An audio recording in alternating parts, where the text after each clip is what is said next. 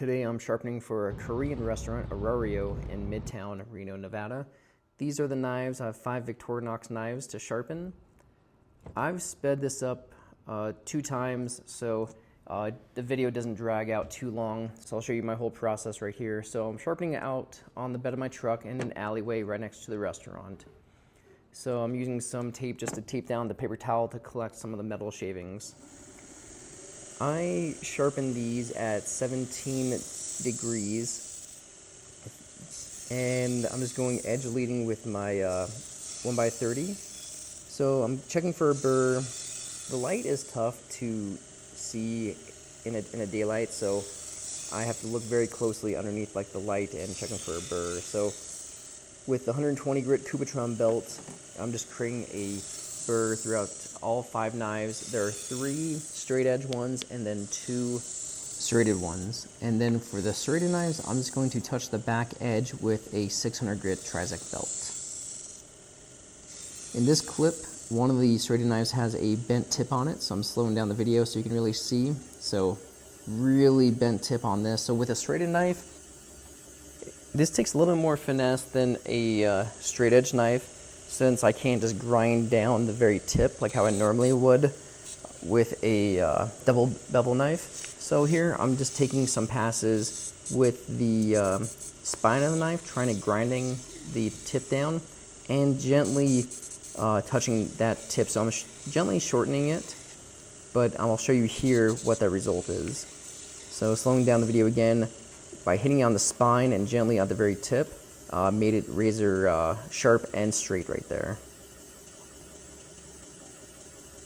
So I'm going back to another straight edge knife. So just going back and forth here, equal passes, just enough to take the metal down to create a burr and apex the knife.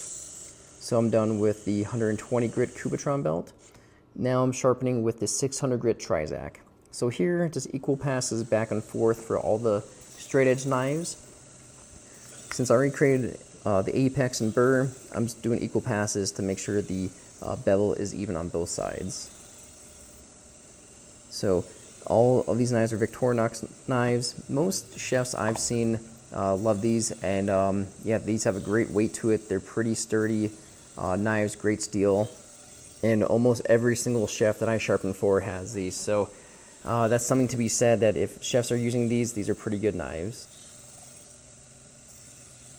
Just back and forth, equal passes.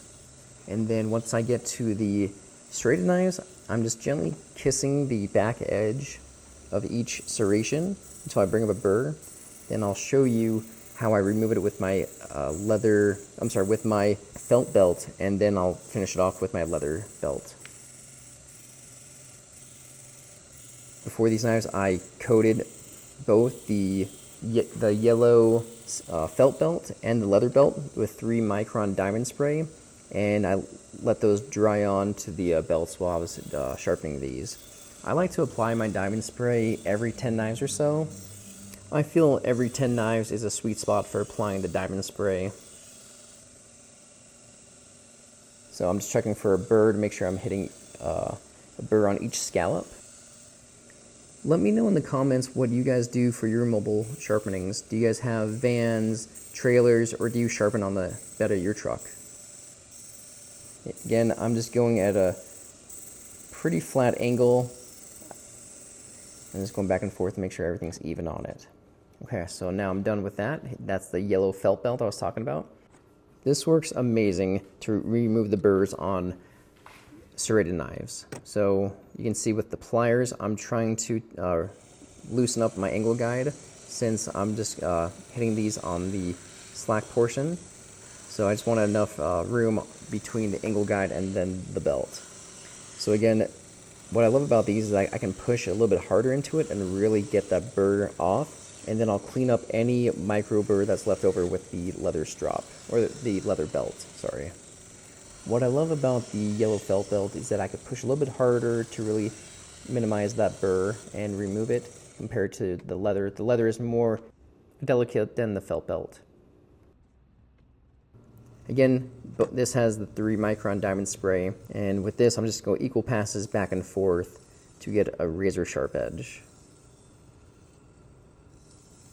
everything I do is equal passes back and forth. I like to alternate it so I don't create too much of a burr on one side and then flip it over. That's what I used to do. Alternating passes is slightly slower for sharpening, but way faster for removing the burr. So that's why I went to this method. Alright, so it looks like I'm wrapping up, removing the burr on all the knives, and I'll do a cut test, and I'll show you guys on paper, and then for the final section, I had one of the head chefs actually cut a potato and pepper with it, so you'll get to see that. Thank you guys so much for watching. This is Vinny, the Knife Guy. Have a great day.